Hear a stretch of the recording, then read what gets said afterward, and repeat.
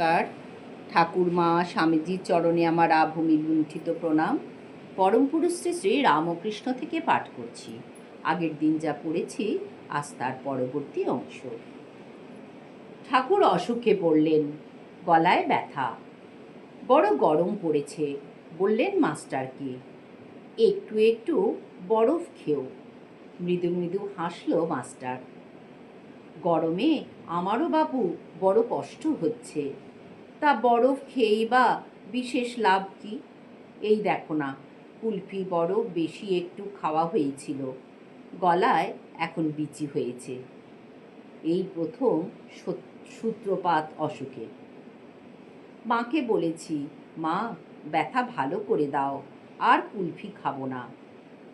শুধু কুলফি না, আবার বলেছি, মা বরফও খাবো না।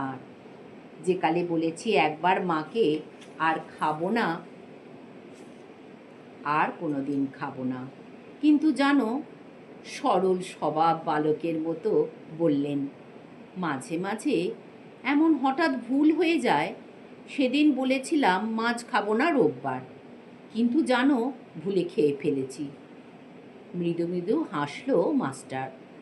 কিন্তু জানো, গম্ভীর হলেন ঠাকুর। জেনে শুনে হবার জো নাই। কলকাতা থেকে হঠাৎ একজন ভক্ত এসে উপস্থিত, সঙ্গে বরফ নিয়ে এসেছে ঠাকুরের জন্য। কৌতূহলী হয়ে তাকালেন মাস্টারের দিকে। ছেলে মানুষ যেমন করে তাকায় লোলুপ চোখে, ঠিক তেমনি। জিজ্ঞাসা করলেন, হ্যাঁ গা, খাবো কি? মাস্টার চুপ করে রইল। হ্যাঁ গা, বলো না, খাবো কি? আবার জিজ্ঞাসা করলেন বালকের মতো। আজ্ঞে, মাস্টার বললে কুণ্ঠিত হয়ে, মাকে জিজ্ঞাসা করে নিন, যদি তিনি না করেন খাবেন না। খেলেন না ঠাকুর। এমনি বালক স্বভাব, এমনি সর্ববন্ধনহীন সর্বানন্দ। স্টারে দক্ষযজ্ঞ দেখতে গিয়েছেন, সঙ্গে রামলাল। কিছু খেয়াল নেই, যে পথে মেয়েরা ঢোকে সেই পথে এসে পড়েছেন। এতটুকু পিছিয়ে যাবার চেষ্টা নেই। যে মেয়েটিকে কাছে পেলেন তাকেই ডেকে জিজ্ঞাসা করলেন, ওগো, গিরিশকে একবার ডেকে দাও না। গিরিশের নিমন্ত্রণেই এসেছেন। চৈতন্য লীলার পর এবার দক্ষযজ্ঞ, কৃষ্ণ কীর্তনের পর শিব বন্দনা, নবীন নীরদ শ্যামল কৃষ্ণ আর শুদ্ধ স্ফটিক শঙ্কা শিব। কে এসে পড়েছে নিভৃত প্রকোষ্ঠে জানে না হয়তো মেয়েটি। এক চক্ষে তাকিয়ে রইল। পর্বতের মধ্যে মহা মেরু, নক্ষত্রের মধ্যে চন্দ্রমা, কে তুমি?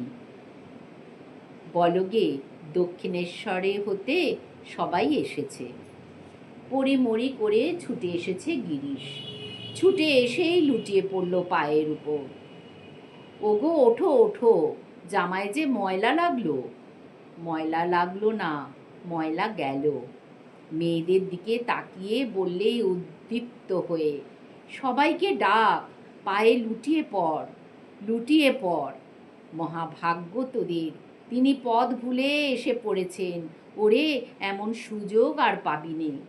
কে কোথায় সাজগোজ করছিল সব ফেলে রেখে ছুটে এলো। প্রণাম করতে লাগলো একে একে। এ কি সেই ভুবন ভয়ভঙ্গ চতুর্বর্গ বদান্য শিব নয়? ওঠো ওঠো মায়েরা, ওঠো মায়েরা, আনন্দময়ীরা, ওঠো। মুক্ত হস্তে ঠাকুর কৃপা বর্ষণ করতে লাগলেন। নেচে গেয়ে অভিনয় করে সর্বজীবকে আনন্দ দিচ্ছ, নিত্য বসতি করো এই আনন্দে। যাও, এইবার সাজগোজ সেরে নাও গে। ওম নিরঞ্জনম নিত্যামনন্তরূপম ভক্তানুকম্পাধৃত বিগ্রহম বৈ ঈশাবতারম পরমেশমিড্যম ত্বং রামকৃষ্ণম শিরসা নমামো। ওম শান্তি শান্তি শান্তি।